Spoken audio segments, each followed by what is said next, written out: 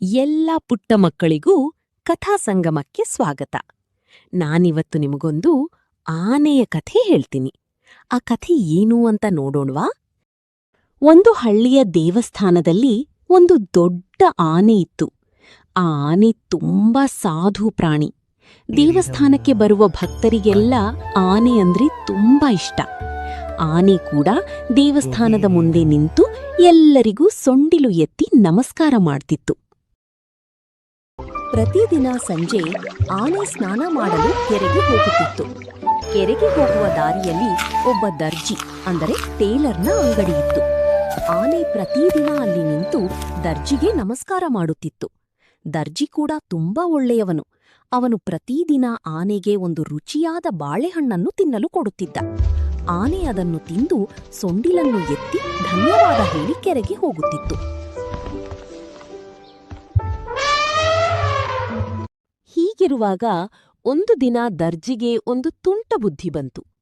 ಅಂದು ಸಂಜೆ ಆನೆ ಬಾಳೆಹಣ್ಣು ಪಡೆಯಲು ಸೊಂಡಿಲು ಚಾಚಿದಾಗ ದರ್ಜಿ ಬಾಳೆಹಣ್ಣು ಕೊಡುವ ಬದಲು ಒಂದು ಸೂಜಿಯಿಂದ ಆನೆಯ ಸೊಂಡಿಲಿಗೆ ಚುಚ್ಚಿದನು.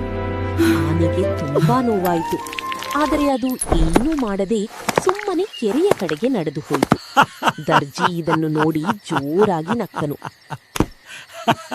ಮಾರನೆಯ ದಿನ ಆನೆಯು ವಾಡಿಕೆಯಂತೆ ಸ್ನಾನ ಮಾಡಲು ಕೆರೆಗೆ ಹೋಯಿತು.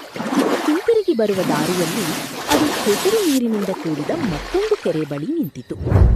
ನಂತರ ಆನೆ ಉದ್ದೇಶಪೂರ್ವಕವಾಗಿ ದರ್ಜಿಯ ಅಂಗಡಿಯ ಕಡೆಗೆ ನಡೆದು ಬಂದ. ದರ್ಜಿ ತನ್ನ ಕೆಲಸದಲ್ಲಿ ಮಗ್ನನಾಗಿದ್ದನು.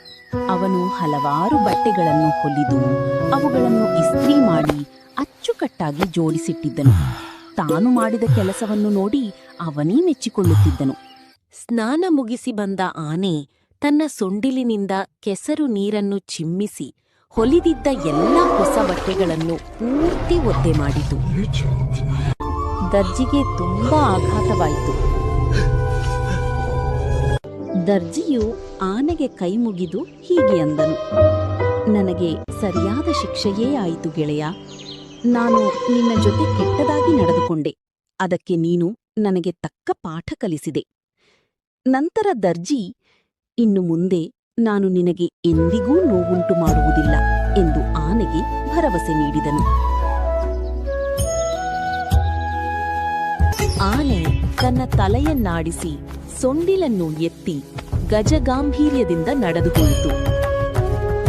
ನೋಡಿದ್ರಾ ಪುಟಾಣಿಗಳೇ, ಈ ಕಥೆಯಿಂದ ನಮಗೆ ಏನ್ ತಿಳಿಯುತ್ತೆ ಅಂದ್ರೆ, ನಾವು ಬೇರೆಯವರಿಗೆ ಕೆಟ್ಟದ್ದನ್ನು ಮಾಡಿದರೆ ನಮಗೂ ಕೆಟ್ಟದ್ದೇ ಆಗುತ್ತೆ. ಅದಕ್ಕೆ ದೊಡ್ಡವರು ಹೇಳ್ತಾರೆ, ಉಪಕಾರಕ್ಕೆ ಅಪಕಾರ ಮಾಡಬಾರ್ದು ಅಂತ. ಆ ಟೇಲರ್ ಪ್ರತಿದಿನ ಹಣ್ಣು ಕೊಡ್ತಿದ್ದಾಗ ಆನೆ ಅವನಿಗೆ ಥ್ಯಾಂಕ್ಸ್ ಹೇಳ್ತಿತ್ತು.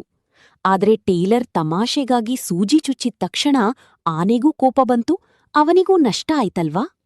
ಅದಕ್ಕೆ ನಾವು ಯಾರಿಗೂ ತಮಾಷೆಗಾಗಿಯೂ ಸಹ ನೋವು ಕೊಡಬಾರ್ದು. ಎಲ್ಲರ ಹತ್ರ ಪ್ರೀತಿಯಿಂದ ಇರಬೇಕು, ಓಕೆನಾ? ಇದೇ ತರಹದ ಮಜವಾದ ಮತ್ತು ಹೊಸ ಹೊಸ ಕಥೆಗಳನ್ನು ನೋಡಲು ಈಗಲೇ ನಮ್ಮ ಚಾನಲ್ಗೆ ಲೈಕ್ ಮಾಡಿ, ಶೇರ್ ಮಾಡಿ ಮತ್ತು ಸಬ್ಸ್ಕ್ರೈಬ್ ಮಾಡಿ. ಪಕ್ಕದಲ್ಲೇ ಇರೋ ಬೆಲ್ ಐಕನ್ ಒತ್ತೋದನ್ನ ಮರಿಬೇಡಿ.